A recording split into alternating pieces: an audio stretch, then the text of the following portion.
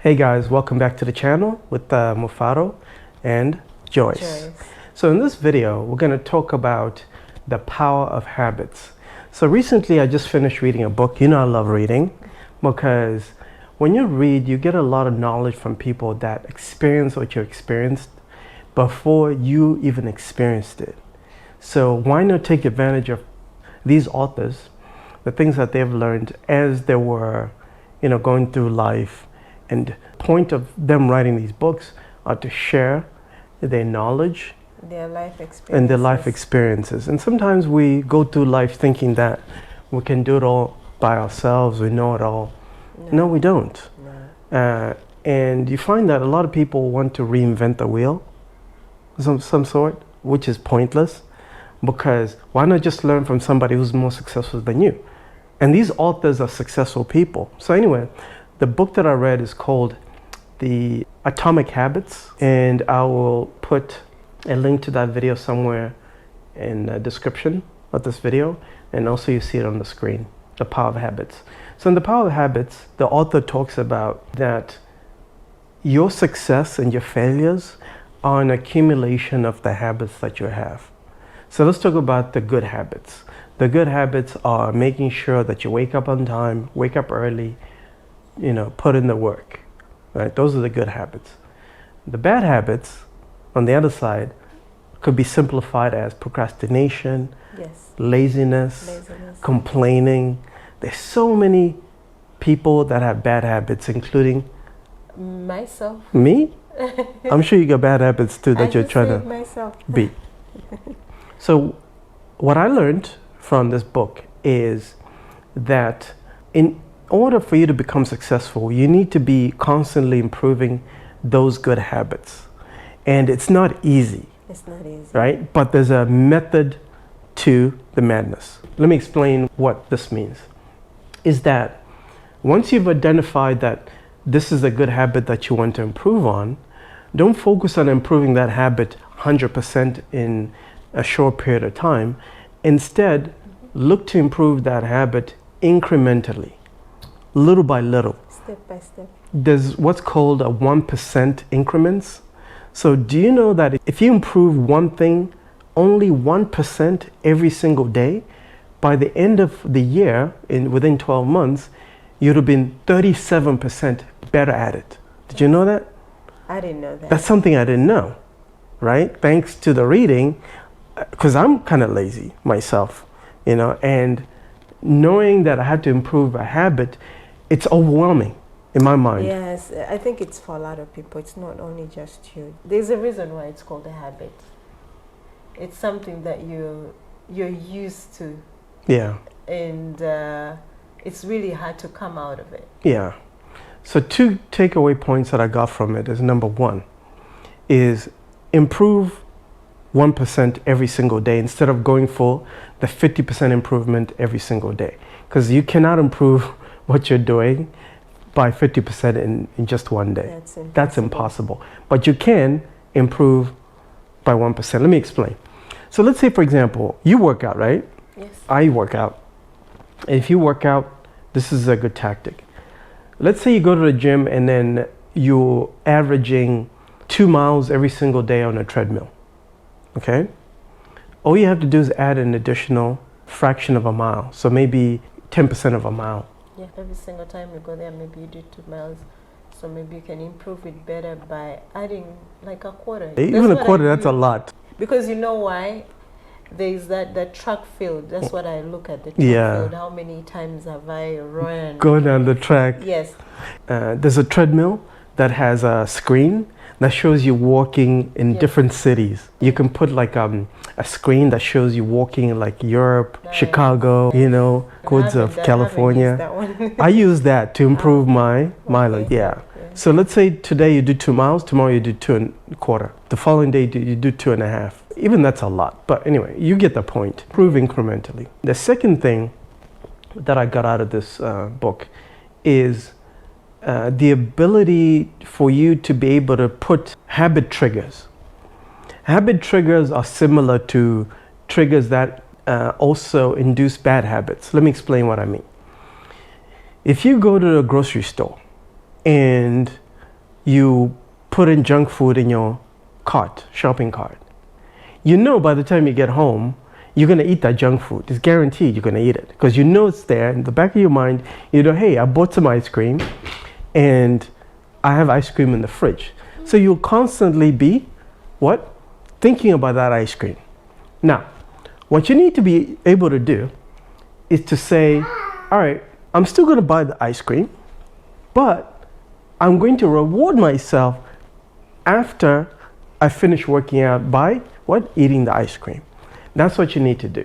So ultimately, it's much more difficult to get rid of those bad habits completely. Instead, leverage those bad habits to increase the frequency or to improve on your good habits. So what I mean by that is, you know that you love ice cream and you're not going to ever get rid of ice cream. Let's say, as an example, because I love ice cream.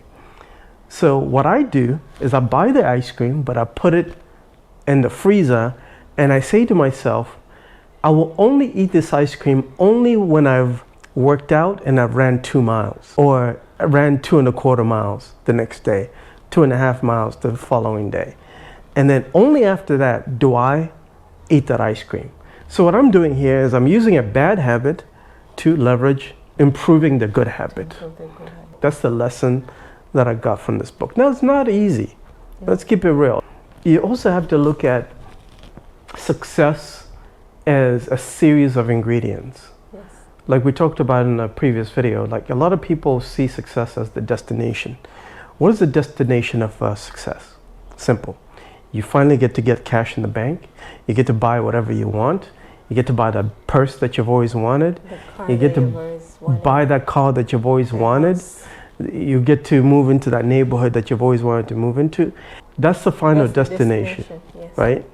And they completely forget about the process. And the process requires a bunch of ingredients. When you look at baking, for example, or even cooking, okay? When you cook, what's your favorite meal to cook? My favorite meal to cook, spaghetti. Pick something else that's more complicated than spaghetti.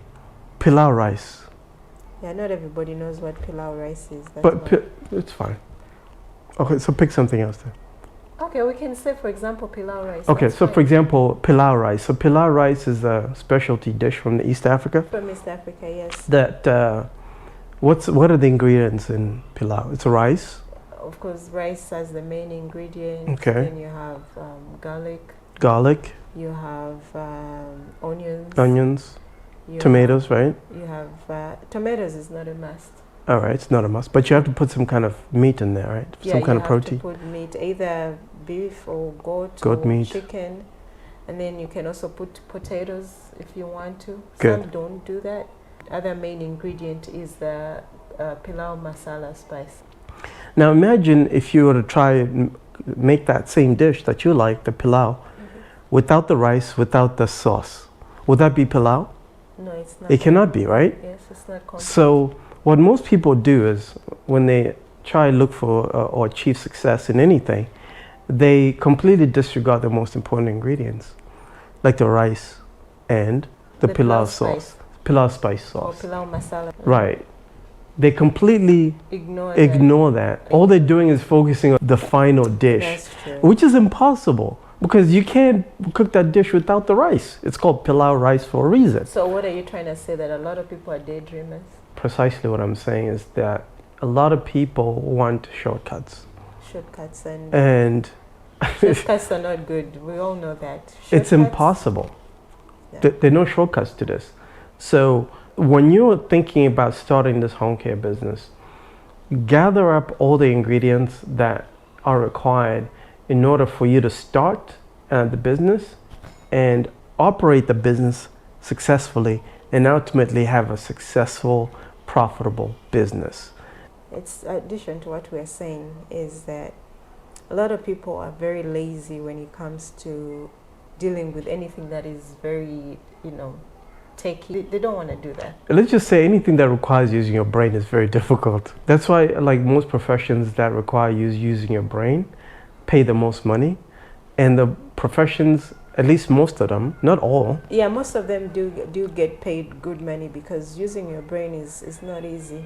Yep. And the professions that don't require you to use your brain, like just sweeping around the Sweeping, yard, cleaning, picking up trash, yes, cleaning, yeah, those jobs don't pay much because anybody can do it. You know, That's 'cause right. all you need is just a warm body that's physically able to pick up trash. Anybody can do that, even a child. But using your brain, that's difficult. it's not easy. So the moral of the story is everything that you will do in order to start this business or to be profitable requires you to improve your habits, get rid of the bad habits, improve your good habits, and focus on the right ingredients. Now, can you use terrible rice for your No, you can't use for your different pilau? rice. No, So you have to use the good rice, right? What kind of rice do you use for your pilau?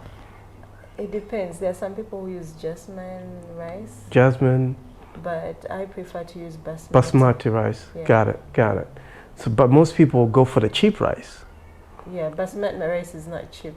Exactly. Yes, You use the fancy, expensive one. right. But what I'm saying is some people will use the cheap rice because they're trying to Cut corners. cut corners. And then the dish will not taste as great. It's not going to taste right. Mhm. So look at your business in the same way as if you're cooking a meal.